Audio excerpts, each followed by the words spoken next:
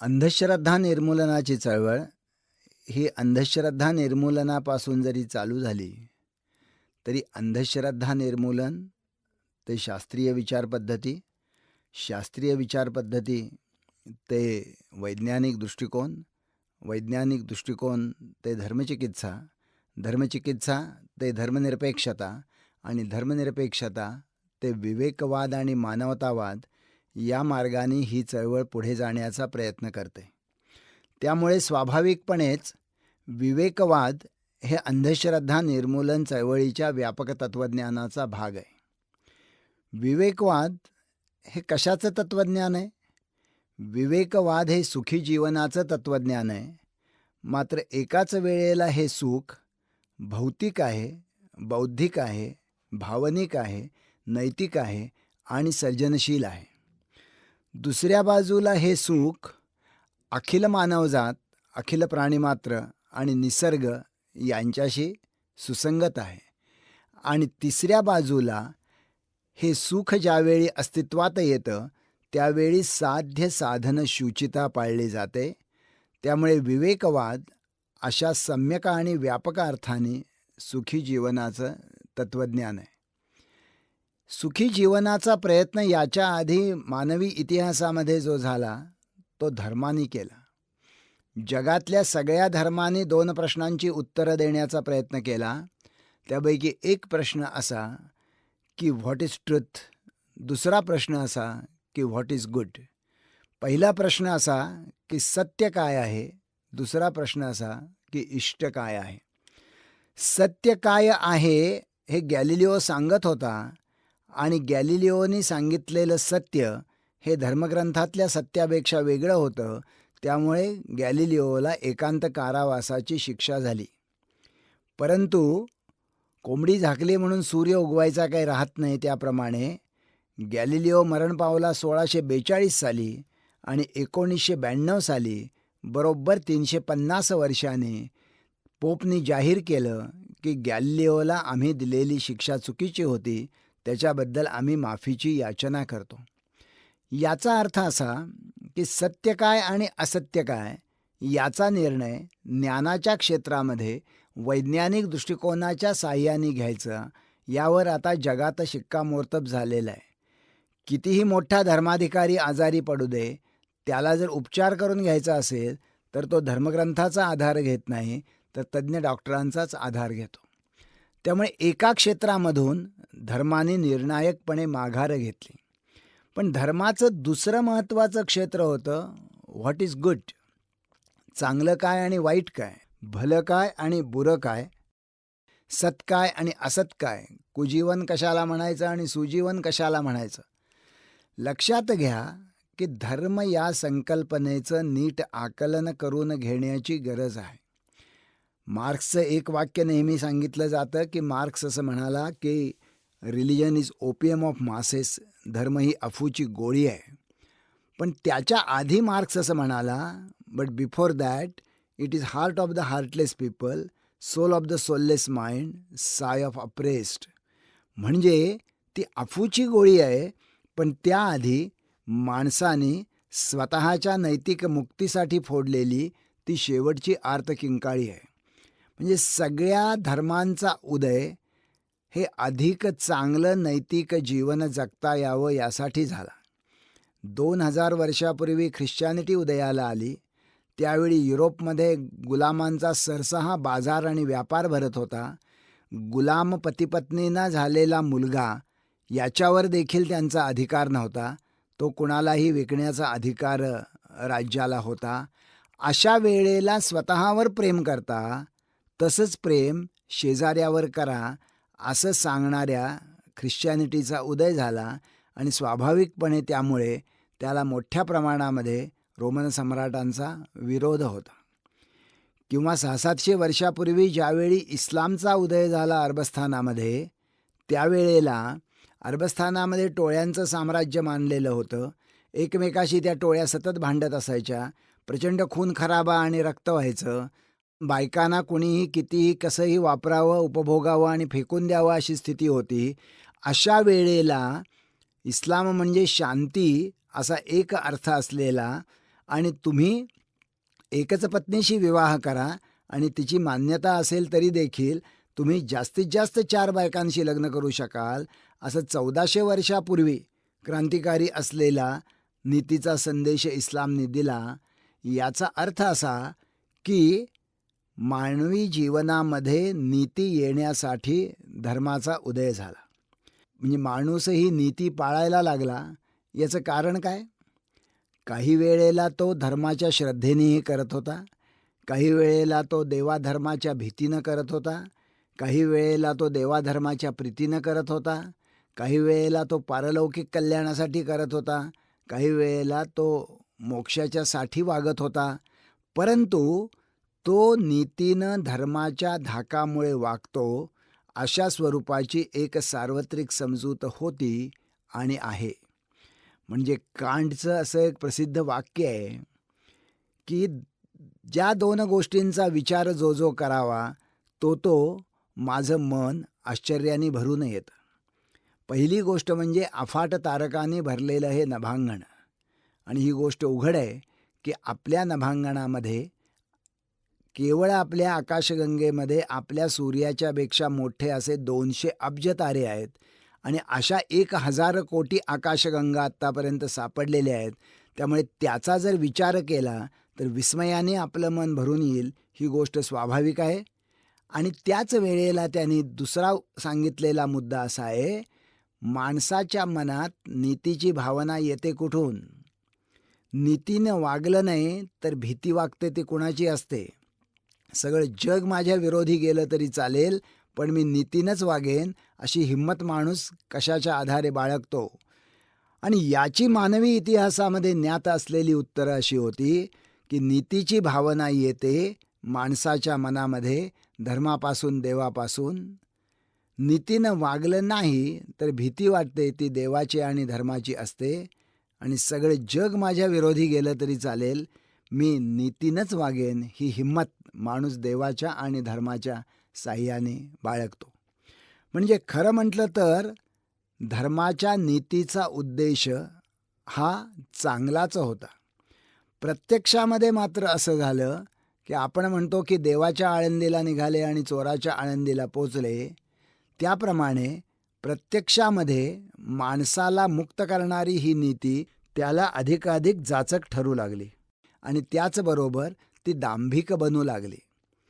म्हणजे ख्रिश्चन धर्मामध्ये, बायबलमध्ये असं लिहून ठेवलेलं आहे की एक वेळ सुईच्या नेढ्यातनं उंट पलीकडे जाईल, परंतु स्वर्गामध्ये श्रीमंताला प्रवेश मिळणार नाही.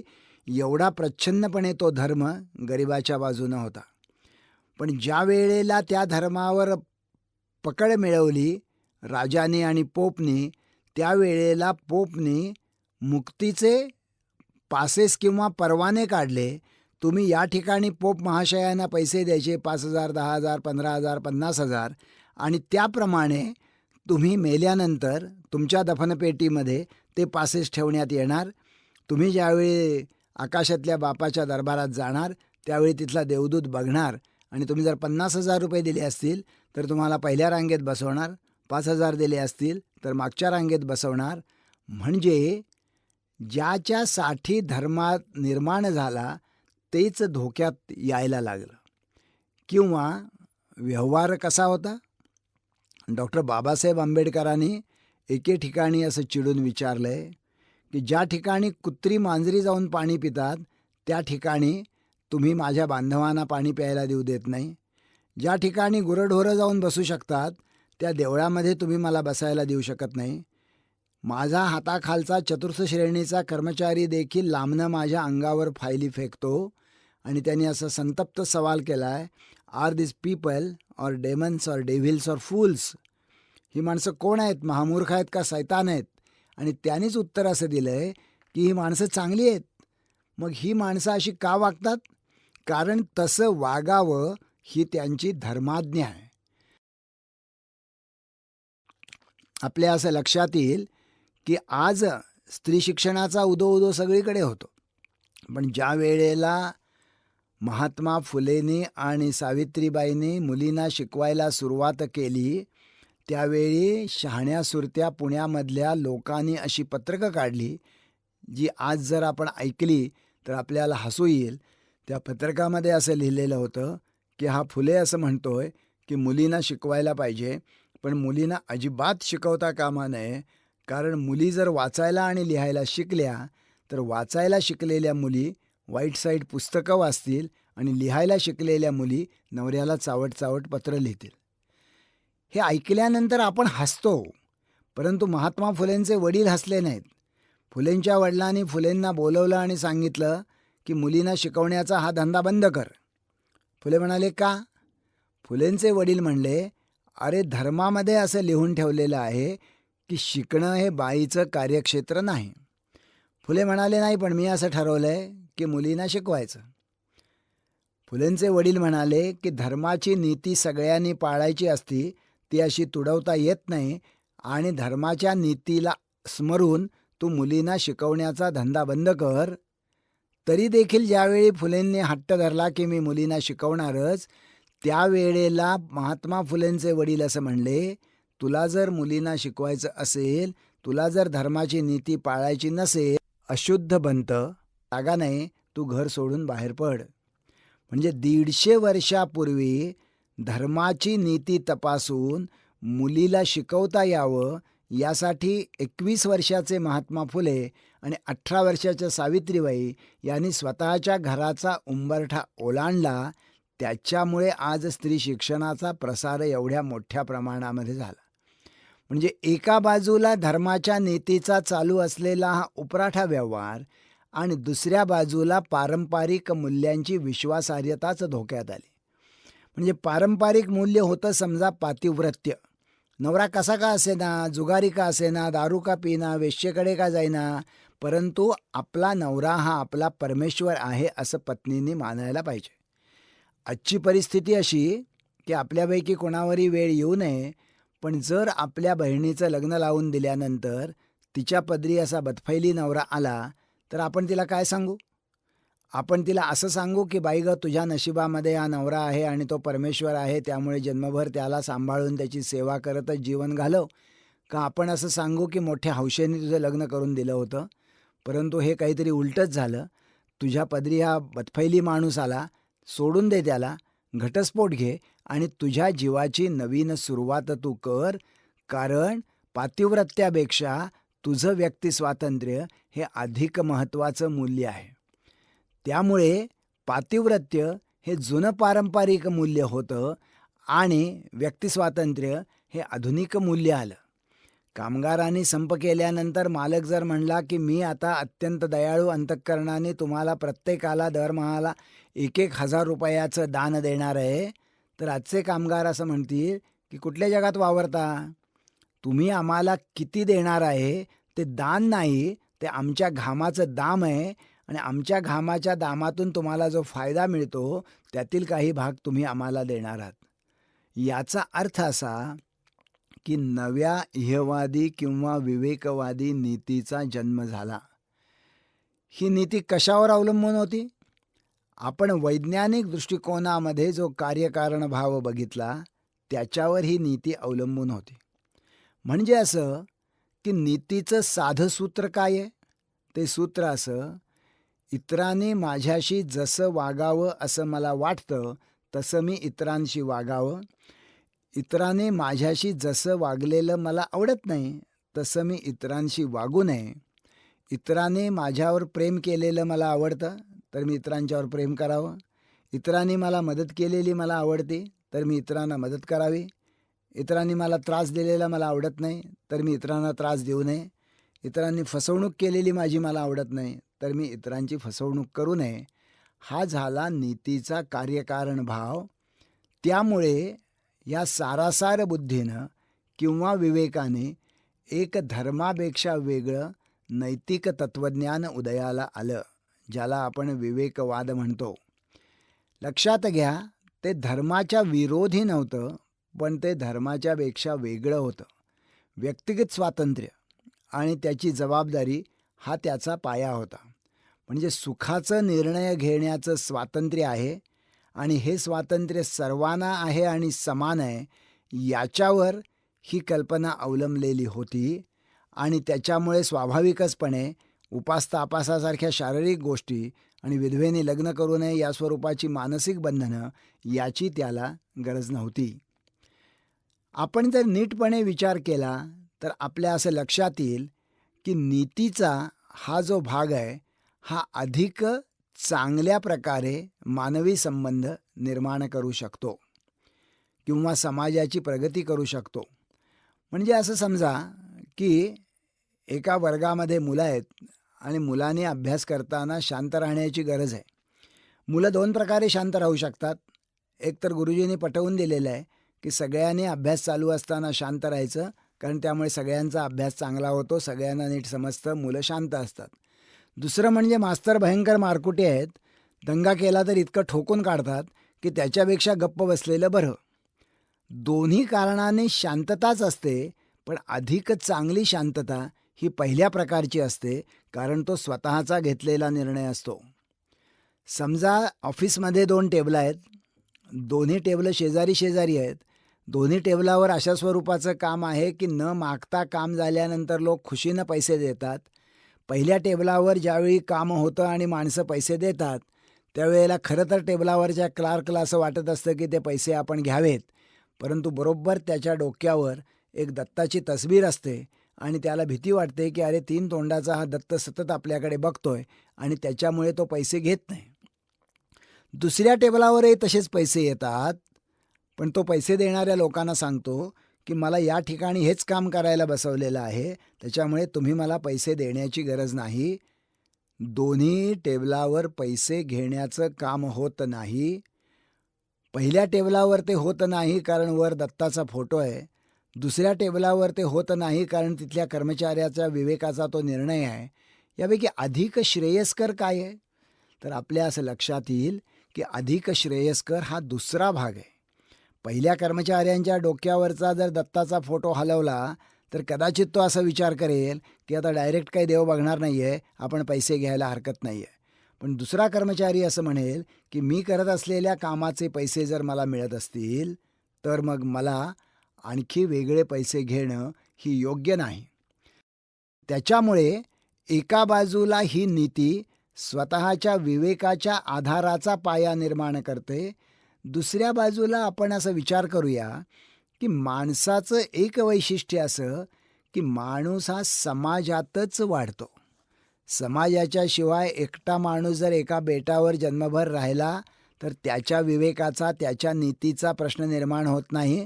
त्यांनी रोज जरी सगळ्यांना शिव्या दिल्या काय आणि त्याने अंगावर कपडे घातले काय किंवा नाही घातले काय, ज्या बेटावर तो एकटा सोडून कोणीही नाही त्या बेटावर याच्यामुळे कसलेही प्रश्नच निर्माण होत नाहीत. पण आपण समाजातच वाढतो. स्वाभाविकपणे आपण लहान असू तर आपल्याला लोकांचं प्रेम लागतं, आपण वृद्ध असू तर आपल्याला लोकांची मदत लागते. त्यामुळे स्नेह, प्रेम, दया, परोपकार, करुणा हे सगळं आपल्याला समाजधारणेसाठी लागतं. ते अपरिहार्य आहे आणि ते श्रेयस्कर आहे असं आपल्याला कळतं. म्हणजेच आपल्याला असं कळतं की व्यक्ती सुखी होण्यासाठी समाज नीतिमान पाहिजे आणि समाज नीतिमान होण्यासाठी व्यक्ती त्या समाजातली नीतिमान पाहिजे. हा साधा सरळ कार्यकारण भाव आहे. त्याच्यासाठी परमेश्वराला बोलावून घेण्याची काही गरज नाही. अर्थात तरी देखील ही जी नीती निर्माण होते या नीतीची 2 परिमाणं आपण लक्षात ठेवली पाहिजेत. पहिलं परिमाण जे आहे ते समाज व्यवस्थेचं. म्हणजे ज्या वेळेला सरंजामशाही होती आणि ज्यावेळी राजाच्या पदरी किंवा प्रचंड मोठ्या जमीनदाराच्या पदरी सैन्य होतं किंवा त्याचे सेवक होते, त्यावेळेला स्वामिनिष्ठा की मीठ खाल्लेलं आहे आणि त्याला जन्मभर जागलं पाहिजे हे प्रभावी मूल्य होतं. ज्या वेळेला भांडवलशाहीचा उदय झाला, शेतीवर अडकून पडलेले जे काही लोक होते त्यांना कारखान्यामध्ये आणण्याची गरज निर्माण झाली. त्यावेळी ते स्वामिनिष्ठेमुळे अडकलेले असल्यामुळे व्यक्तिस्वातंत्र्य नावाचा नव्या मूल्याचा उदय झाला. या पद्धतीनं परिस्थिती नव्या मूल्याला किंवा नव्या नीतिमूल्यांना जन्म देते, हेही लक्षात ठेवायला पाहिजे. आणि दुसरी गोष्ट अशी, परिस्थिती पूरक असल्याशिवाय तुम्हाला नीतीचं वर्तन केवळ स्वतःची इच्छा म्हणून फारच मर्यादित अर्थाने करता येतं. म्हणजे शेजाऱ्यावर प्रेम करावं हे कळणं हे सोपं आहे, कारण ते उपयुक्तही आहे. प्रश्न असा आहे की मी झोपडपट्टीमध्ये राहतो. झोपडपट्टीमध्ये 100 झोपड्या आहेत, एकच नळ आहे आणि त्याला सकाळी 1च तास पाणी येतं.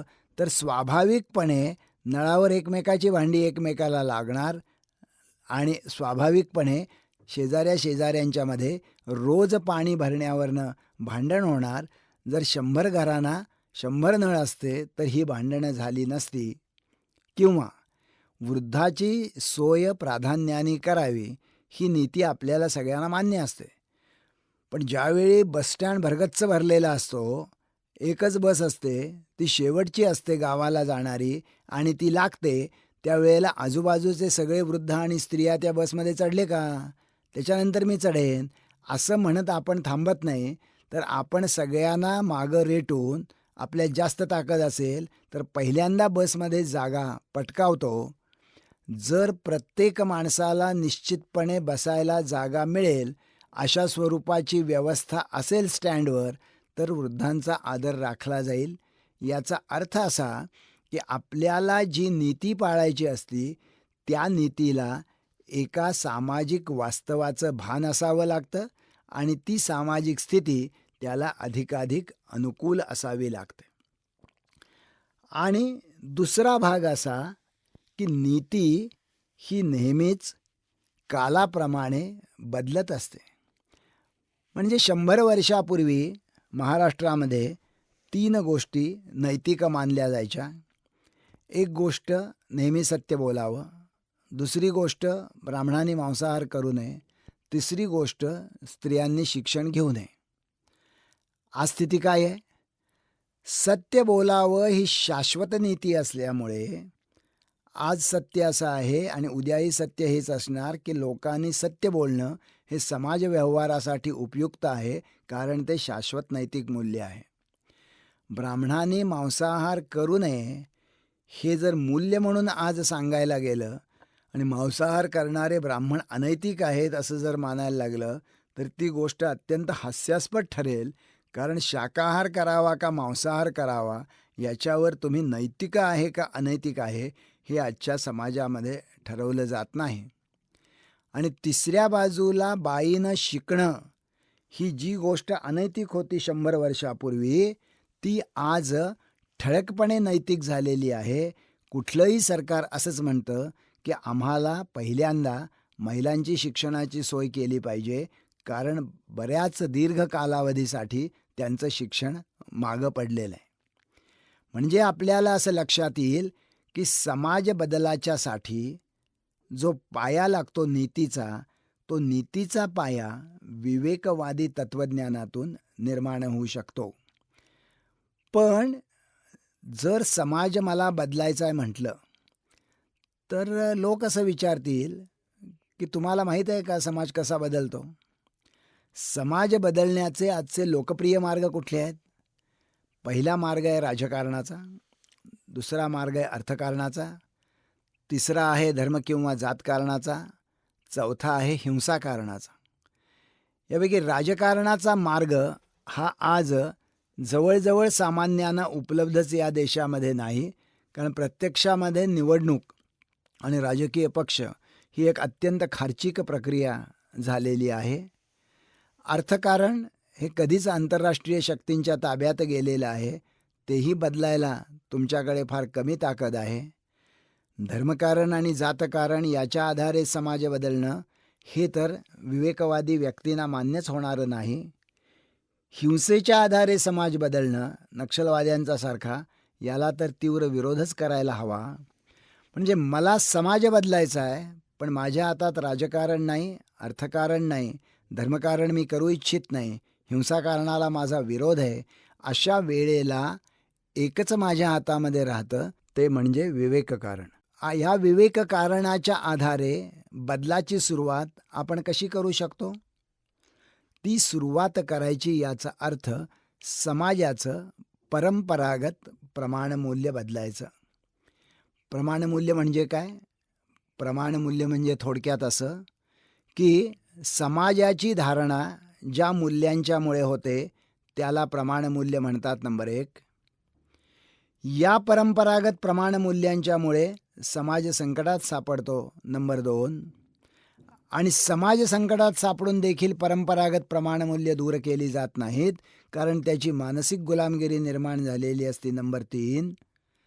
आपण आजूबाजूला जरा डोळसपणाने बघितलं तर आपल्याला असं दिसेल की ही जी प्रमाणमूल्य आहेत ती मूल्य राजकीय फसवणूक करतात, आर्थिक पिळवणूक करतात, रूढी परंपरांचं दडपण निर्माण करतात.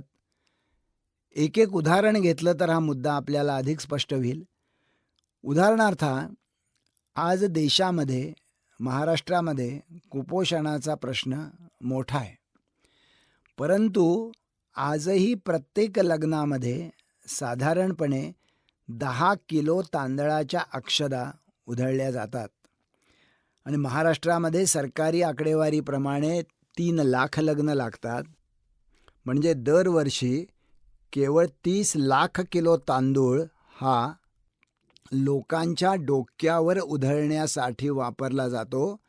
कारण आपली कल्पना जरी असते की वधूवरांच्या मस्तकावर त्या अक्षदा पोचाव्यात, तरी समोर उभ्या असलेल्या माणसांच्या मस्तकावरच त्या पोचतात. त्या रंगवलेल्या असतात, त्यामुळे नंतर त्या गोळा करूनही फायदा होत नाही.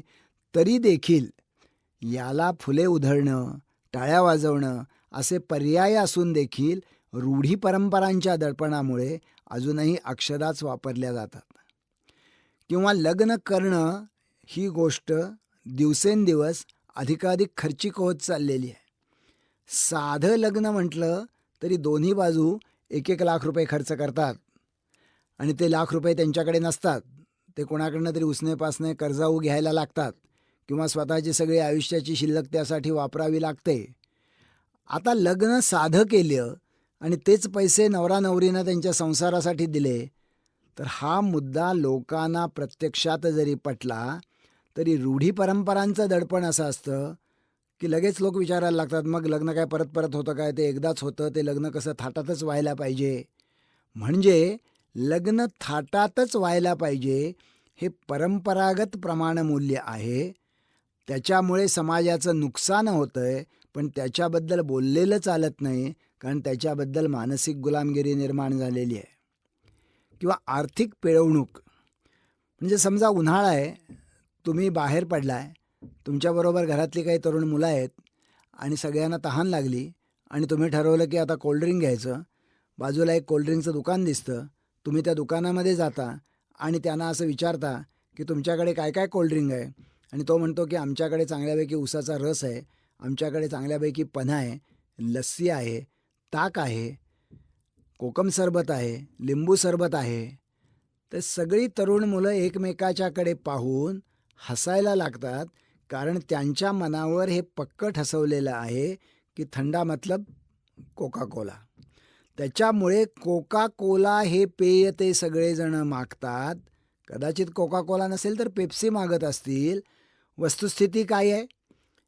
मी आत्ता उच्चारलेली प्रत्येक गोष्ट, ते कोकमचं सरबत असो, लिंबाचं सरबत असो, उसाचा रस असो, पन्ह असो, लस्सी असो, ताक असो, ह्या सगळ्यामध्ये निश्चितपणे कितीतरी जास्त पोषण मूल्य आहे कोका कोलापेक्षा. नंबर 1. नंबर 2, त्याची किंमत कोका कोलापेक्षा कमी आहे. नंबर 3, माझ्या देशातल्या गरीब बांधवांना त्यामुळे पैसा मिळणार आहे. आणि नंबर 4, कोका कोला निश्चितपणे अपायकारक आहे. जशी अपायकारकता यापैकी कशातही नाही. तरी देखील कोका कोलाचा खप या देशामध्ये सतत वाढता राहतो, कारण कोका कोला पिणं म्हणजेच आयुष्य एन्जॉय करणं अशा स्वरूपाचं एक चुकीचं मूल्य किंवा प्रमाणमूल्य समाजामध्ये निर्माण झालेलं असतं. त्यामुळे जरी देशाची अप्रत्यक्ष आर्थिक पिळवणूक झाली, कारण फार प्रचंड प्रमाणामध्ये कोका कोला निर्मितीसाठी या देशातलं पाणी वापरलं जातं, जे अन्य शेतीसाठी खरं म्हटलं तर किंवा पिण्यासाठी वापरायला पाहिजे, तरी देखील आपण कोका कोला पितोच. किंवा आज जर कुणीही राजकारण करायचा विचार केला, निवडणुकीला उभं राहण्याचा विचार केला, तर चटकन पहिला प्रश्न विचारला जातो, तुझ्याकडे पैसे किती आहेत? आणि दुसरा प्रश्न विचारला जातो, तुझी जात कुठली आणि मतदारसंघामध्ये कुठल्या जातीचे लोक जास्त आहेत? म्हणजे खरं म्हटलं तर आपली लोकशाही असं सांगते की one man one vote one value. मी एक माणूस आहे म्हणून मला एक मूल्य आहे, म्हणून मला एक मत आहे. ह्याचा कसलाही संबंध माझ्या जातीशी किंवा मतदाराच्या उमेदवाराच्या पैशाशी नाही. परंतु प्रत्यक्षामध्ये राजकीय फसवणूक अशी चालू आहे की वेगवेगळ्या स्वरूपाची प्रलोभनं दाखवून, पैसे देऊन आज मतं मिळवली जातात.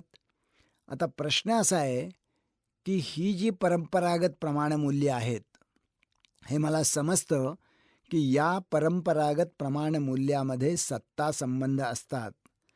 हे सत्ता संबंध दूर करणं हा एक मोठ्या क्रांतीचा भाग होऊ शकतो. तो आज काही शक्य आहे असं मला वाटत नाही. म्हणजे उदाहरणार्थ समजा की स्त्रियांचं दुय्यमत्व आज आहे, पण स्त्रियांचं दुय्यमत्व हे जीवनाच्या सर्व क्षेत्रामध्ये आहे. म्हणजे राजकारणामध्ये त्यांना 50% जागा द्याव्यात हे विधेयक अजून तसंच भिजत पडलेलं आहे. अर्थकारणामध्ये आजही लग्न झाल्यानंतर नवऱ्याच्या घराला किंवा जमिनीला तिचं नाव लागत नाही.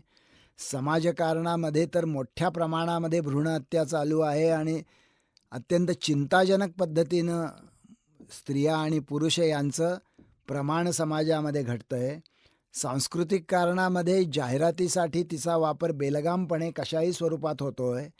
धार्मिक कामामध्ये आजही ती जर विधवा असेल तर तिला ना स्वतःच्या कन्याच्या दानाचा अधिकार आहे, ना मंगलकार्याची सुरुवात ती करू शकते. हे सगळे सत्तासंबंध प्रमाणमूल्यामध्ये असतात आणि त्या सर्व सत्तासंबंधांच्या विरोधी लढाई करावी लागते. ही लढाई जरी करता येत नसेल तरी निदान मी काय करू शकतो? अंधश्रद्धा निर्मूलनापासून विवेकवादापर्यंत वाटचाल केलेली चळवळीतला एक कार्यकर्ता किंवा एक सजग नागरिक म्हणून मी काय करू शकतो? मी माझी विवेकबुद्धी प्रखर करू शकतो. माझ्या प्रखर विवेकबुद्धीने मी नवी समतावादी मूल्य निर्माण करू शकतो आणि माझ्या स्वतःच्या जीवनामध्ये मी त्याचं आचरण करू शकतो.